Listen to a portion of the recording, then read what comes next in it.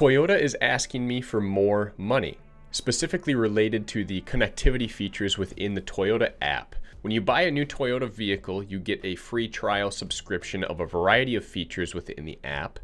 And then after a certain amount of time, those features end, and then you're asked to subscribe in order to continue to use them.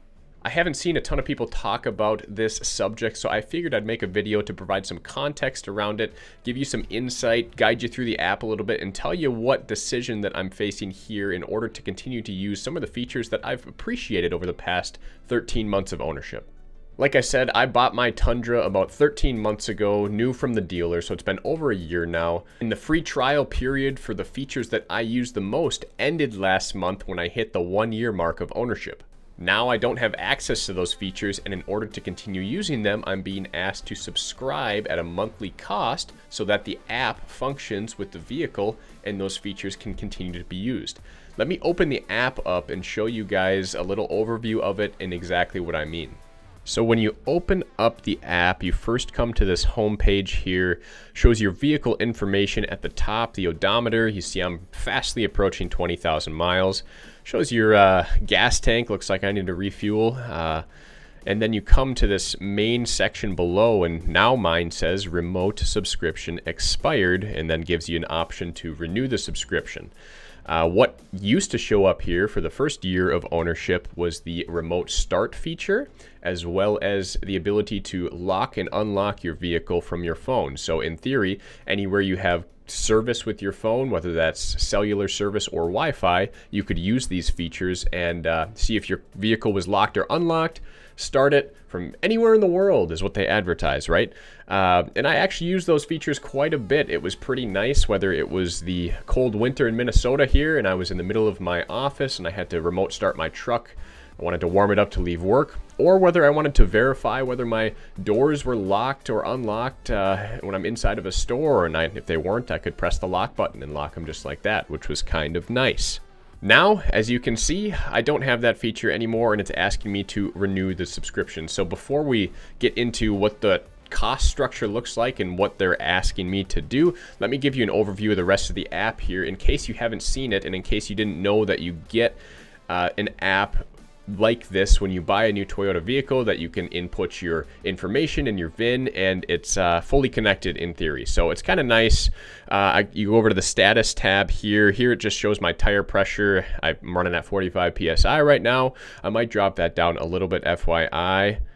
Over here on the health tab, it shows you if there's any safety recalls, service campaigns, other alerts, and health reports. Right now I have no alerts, and I have not had any alerts on this tab yet while owning this 2024 Tundra, which is a good thing. Over down on the bottom, there's this service tab where you can make an appointment or call roadside assistance. Here you can connect your Toyota financial services if you have that, or if you're financing your vehicle. Again, this middle button is just the home page when you open up the vehicle. Over here, there's more shopping and, again, manage subscriptions, SiriusXM, other things that they have connected here. And then you can find Toyota dealers on the map on the far right. But ultimately, what I want to talk about here is the subscriptions and the different options that they offer, and why I'm being asked to pay more money in order to continue to use these subscriptions. So if I go into the renew subscription here, you can see the trial services that I still have are the Safety Connect and the Service Connect. So if I were to ever get in a jam or need to utilize those options, I still do have those active. And if I have service on my phone, I can utilize those services. But my remote service, which is the one that I used primarily and only for the first 12 months of ownership, is gone. So if I go to add service, you can see it kind of gets us into the subscription options, right? The first one, the Go Anywhere. So it comes with the Drive Connect and the Remote Connect. And if I click on that, what that is enables Drive Connect features. Getting around doesn't get much easier. Stay connected on the road with up-to-date navigation, yada, yada, yada. So basically the Drive Connect is just navigation. And then the Remote Connect are those features I was talking about with the remote start and the lock unlock features from your phone, which again, I've found kind of useful. The next one down is the premium, so that's going to include the Go Anywhere and the Music Lover. So first, the Music Lover comes with the Remote Connect and integrated streaming instead of the Drive Connect, and then the premium comes with all three. So you can see the Go Anywhere or the Music Lover is $15 a month, and the premium is $25 a month. So the premium would run you $300 a year if you wanted that to stay connected, whereas the other ones would run you $180 a year. And then down at the bottom, you see there's an option as well to connect to have Wi-Fi within your vehicle as well, provided by AT&T. I don't plan to ever do that. I don't feel like that's necessary, but these are my options here. If I want to continue to use the remote start or lock unlock features, I have to pay $15 a month minimum in order to do so. Now, out of principle, I don't think I'm going to do this. The first thing I thought of when this subscription ended was, oh crap, can I remote start my vehicle any other way? And yes, there is a way to remote start your Tundra or other Toyota vehicle via the key fob remote. Let me show you that now. So here we're in the garage with the Tundra, and I'm going to show you guys how to remote start from your remote if you didn't already know. So here's the Tundra fob here. What we're going to do is press the lock button 3 times and then hold it down for a longer amount of time on the 4th press. So we're going to go.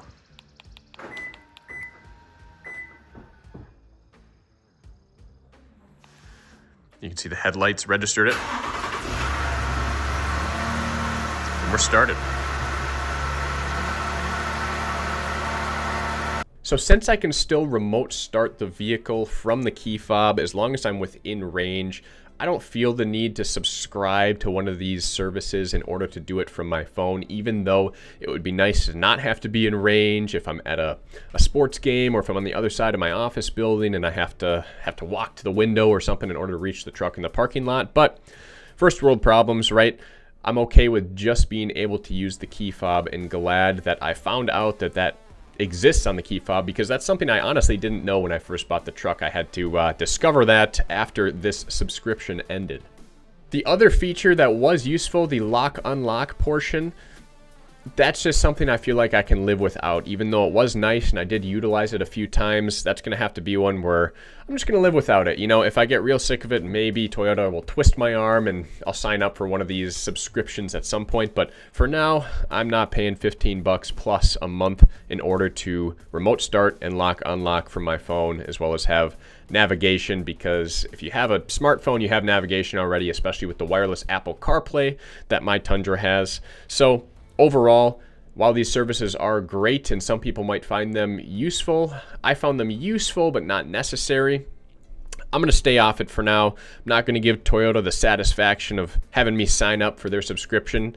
Already paid them enough for the truck, so we're gonna stick it at that and not utilize these in my current state.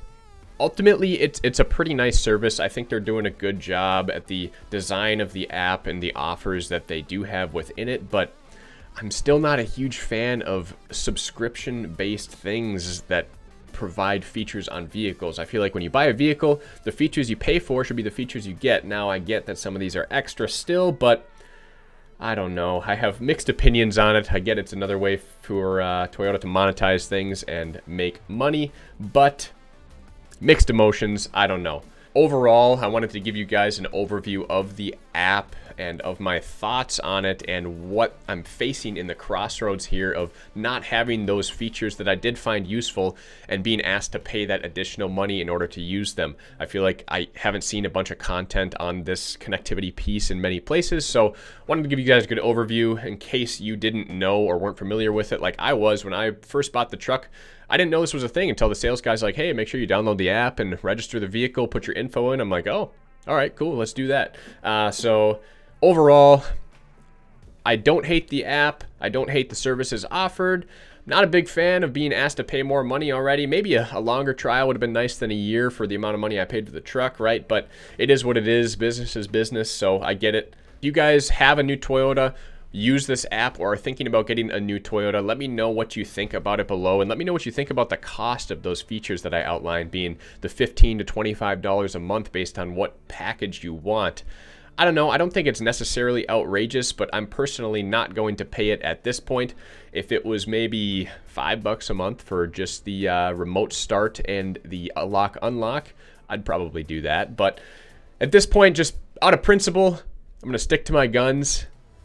Start my truck from the key fob, lock and unlock from the key fob. Try not to lock anything in the vehicle that I would have to use my phone to lock and unlock it in order to get it out. and we're going to roll with it that way. Hope you guys enjoyed this quick overview of the app and provided some insight as to the fact that these features are ending for me after 12 months of ownership, and you got to make a decision whether you want to re-up it or not. Again, I'm not going to. For those that do renew the features, I get it. But ultimately, I just wanted to put some information out there about this since it's not something I've seen discussed very often. Thank you guys for watching. Stay tuned for more content, and I'll see you in the next one.